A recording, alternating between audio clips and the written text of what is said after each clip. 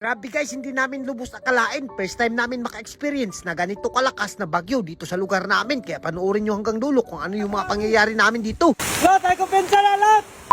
Ngayong gabi guys, hindi namin inaasahan na ganito pagkalakalakas yung bagyo na darating dito sa lugar namin. At alas 8 to ng gabi guys, nagsimula na nga yung lakas ng hangin at napakakusog na uwan. At nasuko na nga si Ivy sa akin dahil bawal na daw akong lumabas. At tiningnan ko yung mga baboy ko dito. At sa puntong ito, hindi talaga ako nagkamali. Malapit nang lumangoy yung mga baboy ko at nag-overflow na kasi doon sa likod. Dahil umabot na yung suba dito sa amin. At ayun na nga guys, buntis pa naman yung mga baboy ko. Kaya naman nagdali-dali na kaagad kami. At kung kikita nyo guys, talagang sinipsip na ng buho at natumba pa yung lubi dito na napakadako sa amin. Talagang napakakusog ng bagyong Basyang guys, talagang hindi namin inaasan yung pangyayari at hindi namin in-expect. At sa puntong ito guys, binalwasan na lang muna namin itong aming mga baboy para at least naman makuha-kuhaan yung tubig dahil mga buntis ito sila, napakadelikado. At kung makikita nyo yung kidlat-kidlat guys at madugdug na ko, talagang first time talaga namin at medyo nakakatrauma talaga. At sa mga pagkakataong ito guys, hindi talaga namin malaman kung ano yung gagawin namin sa puntong ito dahil talagang napakakusog ng suba doon sa likod. Iwan ko na lang kung anong mangyayari dito at nagpatuloy pa rin kami sa pagkuha ng matubig dito sa mga babuyan namin. At siya nga pala guys, kanya-kanya na kami dito ng diskarte. Yung ibang mga kapitbahay namin talagang malapit na rin lumubog yung mga bahay nila.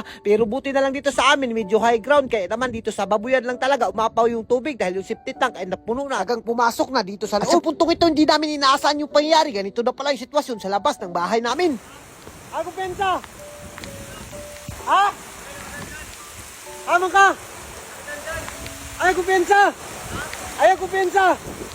At dito guys, naisipan na rin namin tulungan yung mga kapitbahay namin dahil yung mga gamit nila ay naaanod na talaga at sinalban na lang namin para at least naman makatulong na rin kami at tapos na kasi kami sa mga gawain namin at hindi naman naabot yung bahay namin. At sa puntong ito, kinanalan na rin namin para hindi na mas dumako pa yung baha dito sa lugar namin. At alam nyo ba guys, talagang nararatol na kami dito, hindi na namin alam kung ano yung gagawin. At si Ivy talagang tinilok niya na lang yung mga tubig-tubig dito sa mga ad namin. At talagang napakahinuktok ako dito guys dahil naawa ako sa mga baboy at sitwasyon dito sa lugar namin. At alam nyo ba guys, hindi lang isa at hindi lang dalawa yung landslide dito sa lugar namin at kaliwat kanan talaga hindi madaanan ng mga sasakyan. At kung nakikita nyo guys yung nakaharang sa karsada, yan yung nabili naming lupa. At kung nanonood kayo sa mga vlog namin noon, ito talaga yung manggahan na gagawin sana naming farm. Pero ngayon ay na-landslide guys, talagang naguguol kami ni Ivy. Pero at least naman walang na-damage at walang nasawi dito sa lugar namin. Buti na lang, pero may mga na-damage sa mga bahay talaga. Talagang hindi namin inaasahan yung ganito pala kalaki yung damage ng bagyong Basyang. At dito nagtulong-tulungan at nagbayanihan na rin yung mga tao dito sa lugar namin para makatabok yung ibang motor doon sa kabila dahil talagang kaliwat kanan yung landslide